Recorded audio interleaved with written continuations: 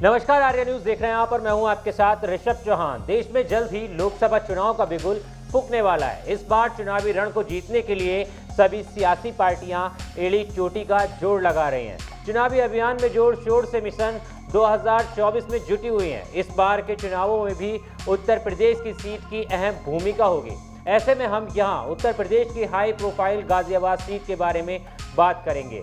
Ghaziabad Lok Sabha seat राजधानी दिल्ली से सटी हुई है, इसलिए इस सीट को वीआईपी का दर्जा प्राप्त है। यही कारण है कि इस सीट से चुनाव लड़ने के लिए सभी दल पूरी ताकत झोंकते हैं। गाजियाबाद को गेटवे ऑफ यूपी यानी यूपी का दरवाजा भी कहा जाता है। इसका गठन मेरठ से अलग होकर 14 नवंबर 1976 को हुआ था।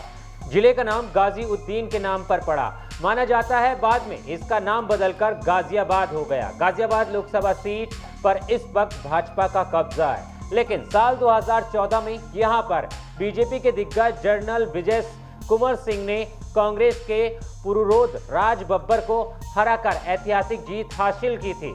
उस साल यहां देश में बीजेपी की दूसरी सबसे बड़ी जीत थी। बीके सिंह ने कांग्रेस के उम्मीदवार और अभिनेता राज बब्बर को 5.67 लाख से भी अधिक मतों से चुनाव हराया था। साल 2019 में लोकसभा चुनाव में सपा और बसपा का गठबंधन था। बीजेपी ने एक बार फिर से बीके सिंह पर भरोसा जताया और उन्हें टिकट दिया। बीजेपी के बीके सिंह को 9,44,503 वोट मिले थे। गठबंधन प्रत्याशी समाजवादी पार्टी सुरेश बंसल को 4,43,003 वोट मिले थे। बीके सिंह ने करीब 5 लाख के अंतर से जीत दर्ज की थी। तीसरे नंबर पर कांग्रेस की डॉली शर्मा रही थी। इन्हें 1,11,944 वोट मिले थे। गाजियाबाद लोकसभा क्षेत्र की आबादी 50 लाख से ज्यादा है। जातिगत समीकरण के मुताबिक यहाँ की करीब 70% आबादी हिंदू है, जबकि करीब 25% मुस्लिम आबादी है। दलित और मुस्लिम गाजियाबाद में काफी निर्णायक रहे हैं। जिले में ब्राह्मण, वैश्य, गुज्जर, ठाकुर, पंजाबी और यादव वोट भी है। लोकसभा चुनाव साल 2019 में बीजेपी को यूपी की 80 सीटों में से 62 सीटों पर जीत हासिल हुई थी। 2 सीटों पर उसकी सहयोगी अपना दल सोनेलाल ने जीत दर्ज की थी।